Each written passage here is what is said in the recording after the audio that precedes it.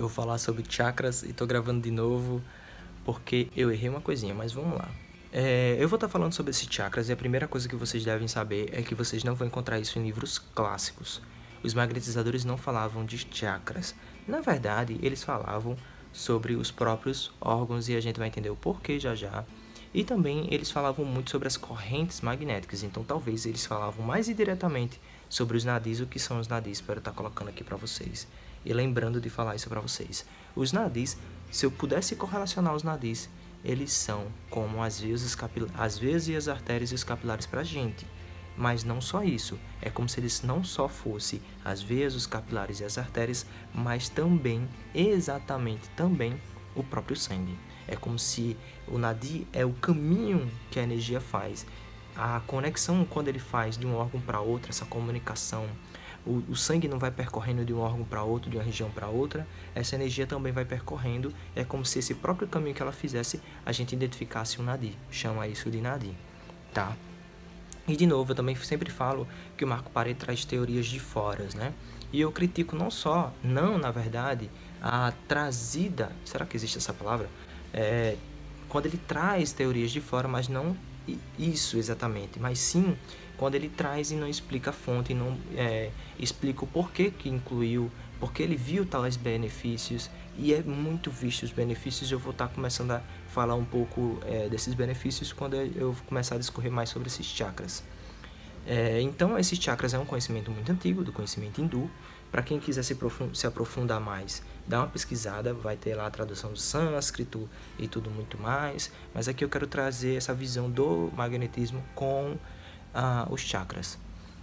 Algumas pessoas vão chamar aqui no Brasil de chakras de vórtices de energia, centros de energia, não necessariamente de chakras. Eu gosto de falar de chakras porque praticamente eu aponto a fonte, né? Se você botar o que é chakras, você vai achar mais fácil do que o que são vórtices, né? Vórtices de energia e tal, acho que fica um pouco mais complicado.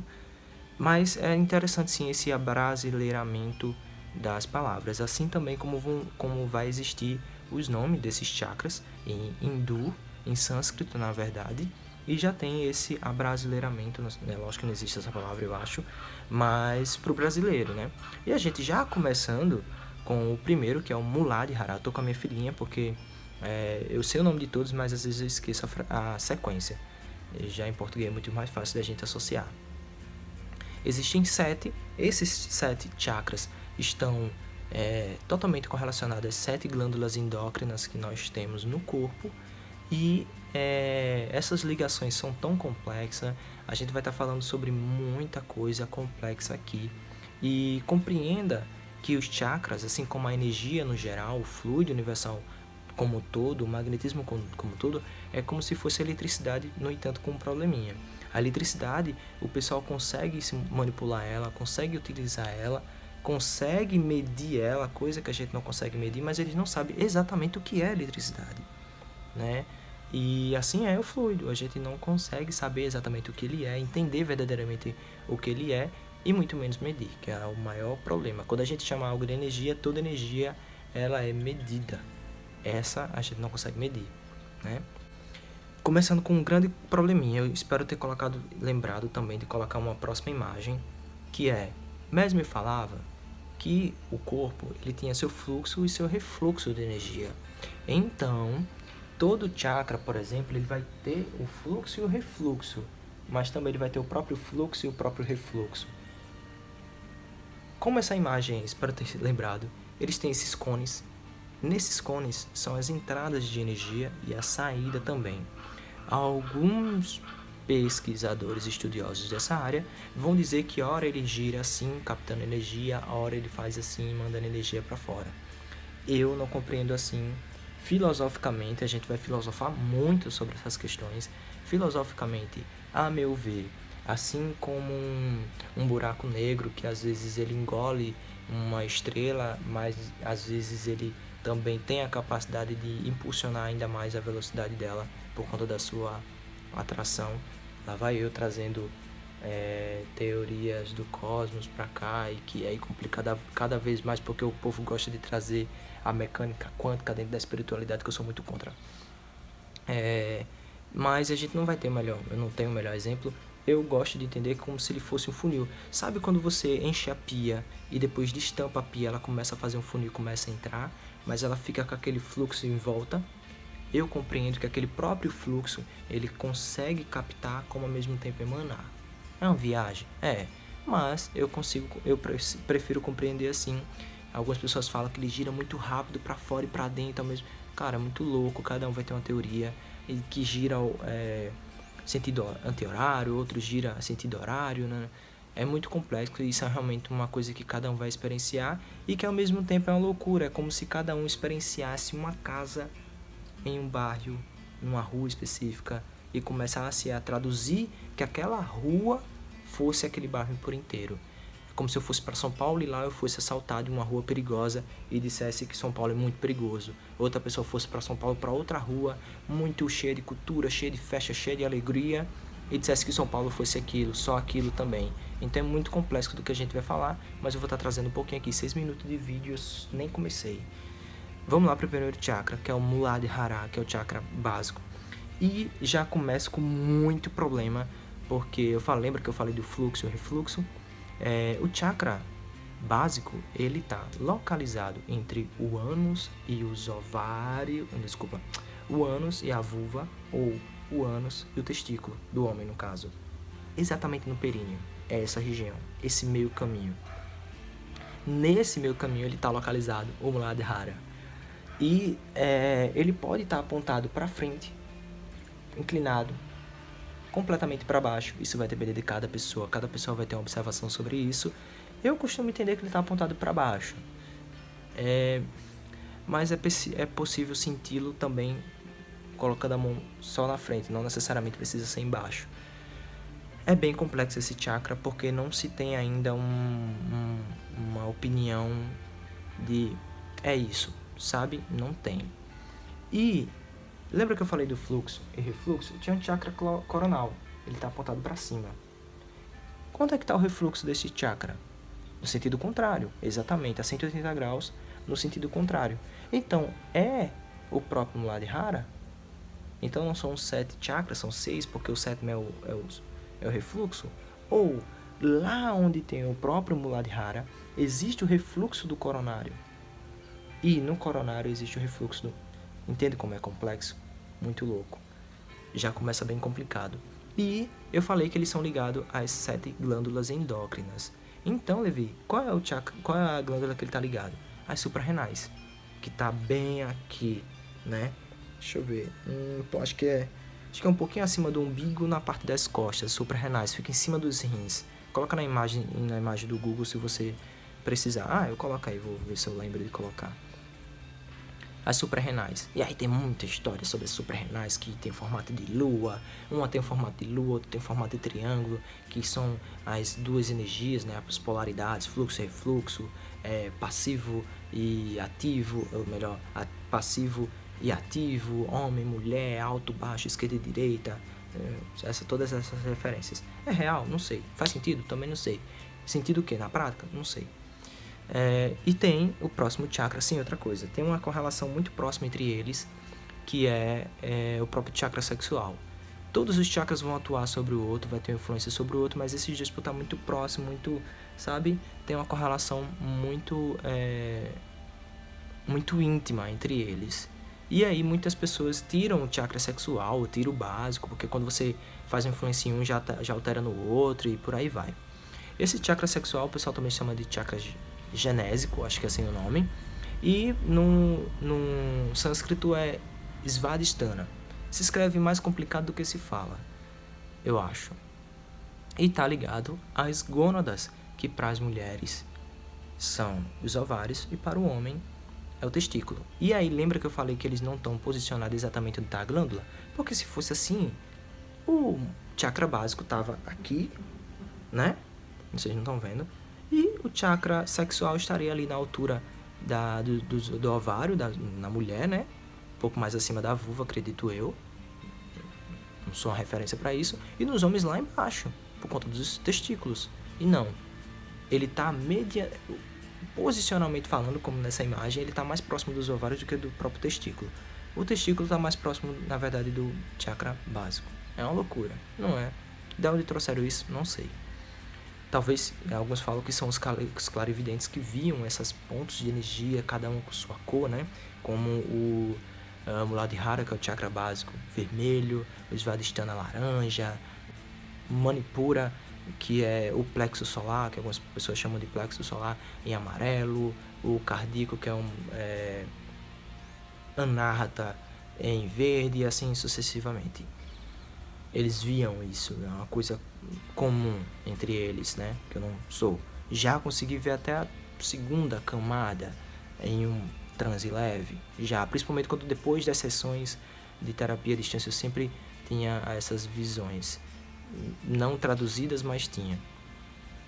E esse chakra sexual está correlacionado e eles sempre, praticamente, eles dão dica. Por exemplo, imagina que eu tenho um problema na próstata. Ele pode, esse meu problema, ele pode estar não só correlacionado ao chakra sexual, como ao chakra básico, talvez. E quem que vai me identificar isso? Porque eles também se comunicam. Vários chakras têm comunicações. Tem um chakra que se chama esplênico, por exemplo, que está totalmente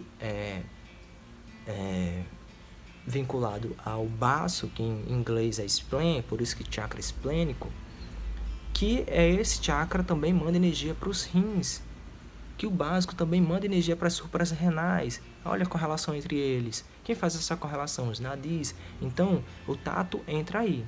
Bom, o problema está no próprio órgão? O problema está no nadi, que é o caminho entre esses chakras? Ou o caminho está na ponta, está na boca do chakra, na absorção de energia ou na emanação de energia? O chakra não está, ele está entupido, ele precisa de uma limpeza, não está conseguindo emanar energia para fora, está acumulando energia e ao mesmo tempo está precisando de energia porque também não entra, então precisa de uma limpeza, ou simplesmente ele só está com falta de energia porque ele não está conseguindo absorver muito bem, e aí você só precisa emanar energia para ele voltar para aquele fluxo natural.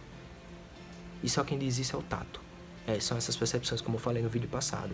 É você conseguir sentir os 7 chakras e cada pessoa vai sentir de um jeito diferente.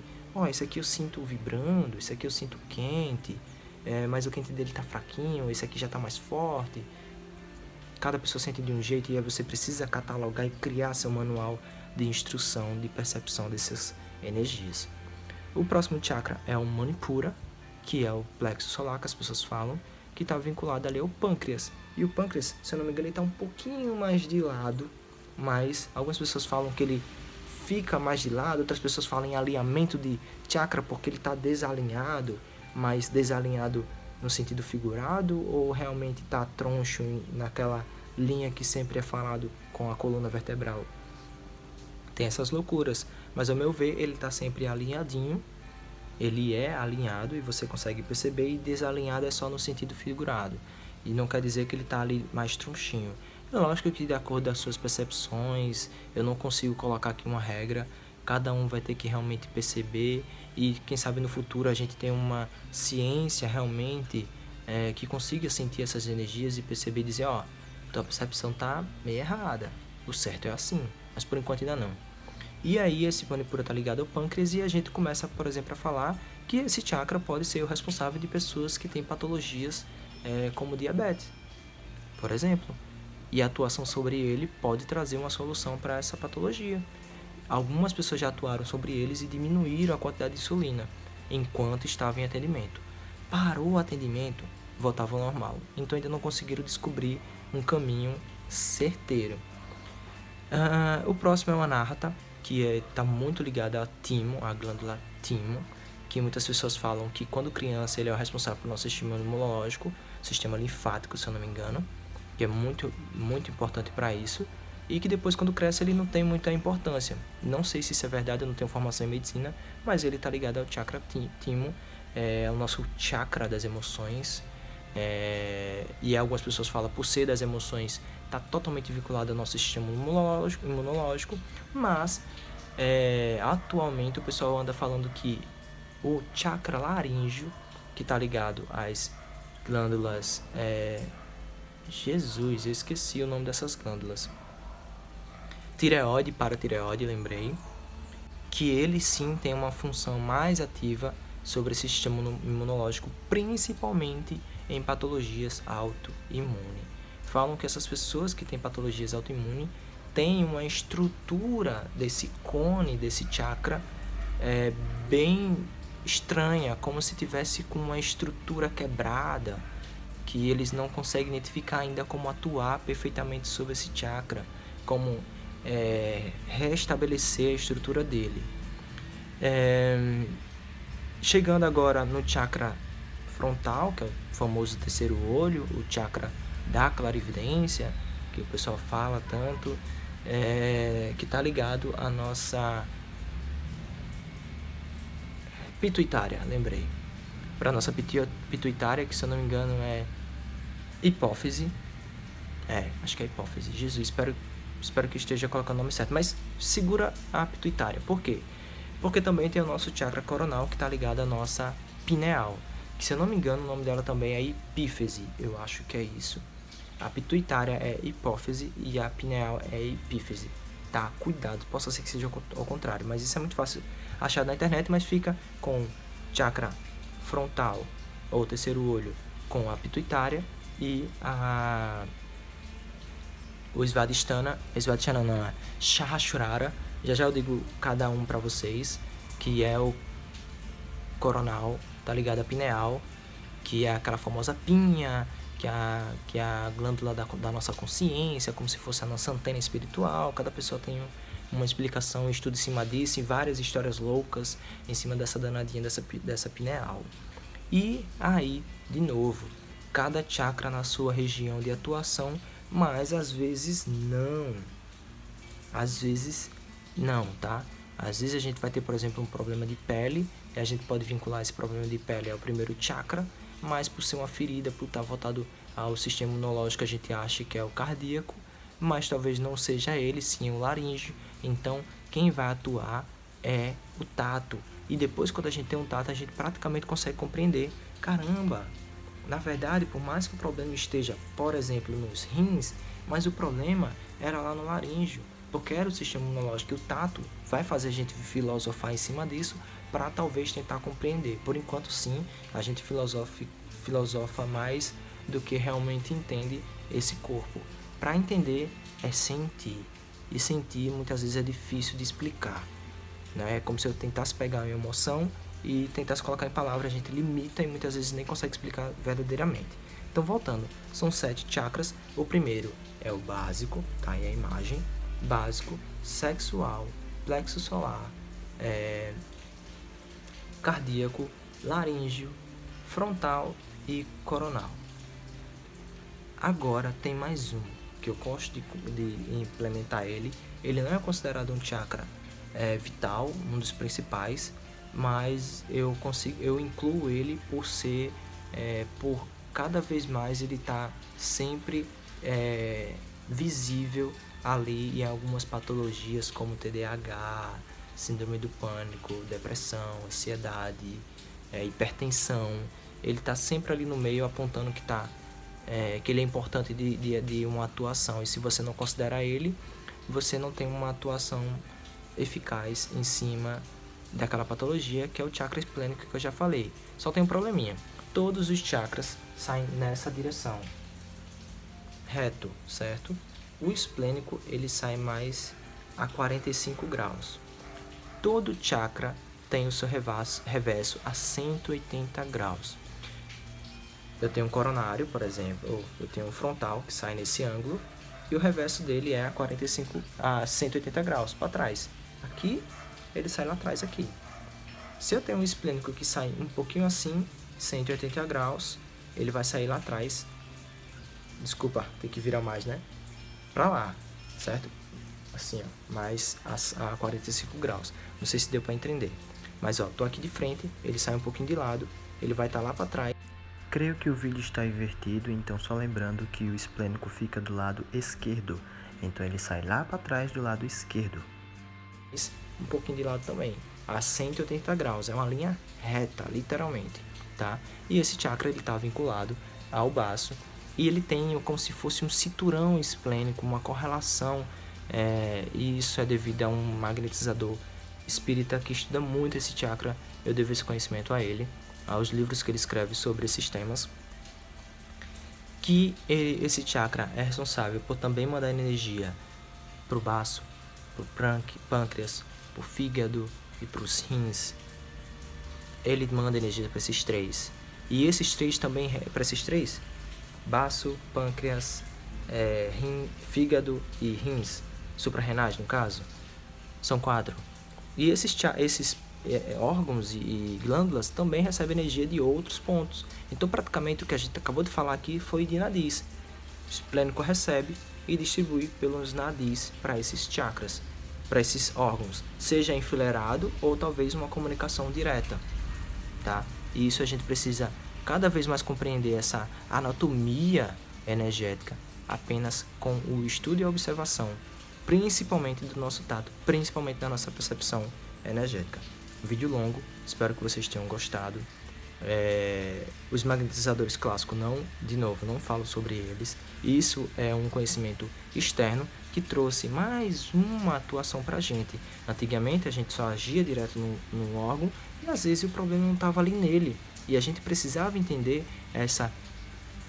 esse sistema energético, essa anatomia energética, e aí veio como um bom tradutor essa teoria dos hindus. E aí o pessoal cada vez implementa cada vez mais chakras. Hoje eu acho que está para mais de 22 chakras estudados. O próprio sistema hindu, algumas fontes falam que são para cada célula é um chakra, para cada célula é um nadi. Mas existem os principais que eles vão atuar sobre esses outros, e cada vez a gente consegue ficar cada vez mais específico, né?